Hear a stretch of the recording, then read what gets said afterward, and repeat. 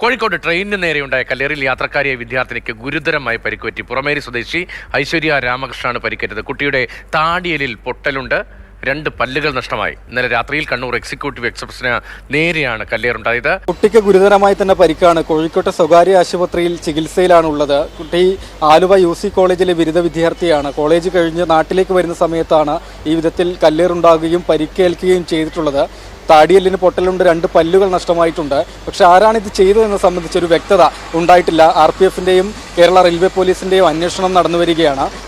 ഈ train Kannur executive express കടലുണ്ടിക്കും ഫറോക്കിനും ഇടയിലെത്തിയ സമയത്താണ് വിധത്തിൽ കല്ലേറുണ്ടാകുന്നത്. അതിനു മുൻപ് കടന്നുപോയ വന്ദേ ഭാരത് എക്സ്പ്രസിന് നേരെയും കല്ലേറുണ്ടായിട്ടുണ്ട്. ഇതെല്ലാം രണ്ടും ഗൗരവമായി തന്നെ എടുത്തിട്ടുണ്ട്. പോലീസ് അന്വേഷണം നടന്നു വരികയാണ്. ഡോക്ടർ പറഞ്ഞു വെച്ചാൽ ഓപ്പറേഷൻ വേണമെന്നാണ് പറഞ്ഞത്. അതുകൊണ്ട് ആദ്യം താടീൻ്റെ CT സ്കാൻ എടുത്ത്, അത് കഴിഞ്ഞ് അതുപോരാ, ഇനിയിപ്പോൾ ബ്രെയിൻ്റെ കൂടി എടുക്കണം തന്നെ. അങ്ങനെ ഇന്ന് രാവിലെ ബ്രെയിൻ്റെ CT സ്കാൻ എടുത്ത് ഇനി അത് നോക്കിയതിന് ശേഷം തീരുമാനിക്കുക എന്താ ചെയ്യേണ്ടത്. എന്നാലും പ്ലാസ്റ്റിക് സർജറി ചെയ്യണം. പല്ല് 4 പോയിന്, 2 തീരെ പോയി, 2 പൊട്ടുണ്ട്.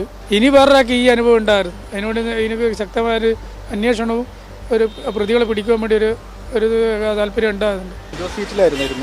വിൻഡോ സീറ്റിലാണ്. അവൾക്ക് തൊട്ട് മുന്നേ അവൾ പറഞ്ഞിരിക്കുന്ന ഒരു ചെറിയ മോളായിരുന്നതെന്ന്. ഈവൻ അവൾക്ക് ആ കുഞ്ഞിനാണ് പറ്റിയതെങ്കിൽ നമുക്ക് എന്ത് ചെയ്യാൻ പറ്റും? ഇതിപ്പം വേറെ ഈ ഭാഗത്തായിരുന്നു, ഈ കണ്ണിനാണ് വന്നതെങ്കിൽ നമുക്കൊന്നും ചെയ്യാൻ പറ്റില്ലല്ലോ. അത്രയും ഫോഴ്സിൽ വരികയല്ലേ. ഒരേ സ്ഥലത്ത് വെച്ച് തന്നെയാണ് ഇങ്ങനെ കല്ലേറുണ്ടായിട്ടുള്ളത്. പക്ഷേ റെയിൽവേ ട്രാക്കിൻ്റെ പരിസരമൊക്കെ ആയതുകൊണ്ട് CCTV ക്യാമറയുടെ നിരീക്ഷണമുള്ള സ്ഥലം ഒന്നും തന്നെയല്ല.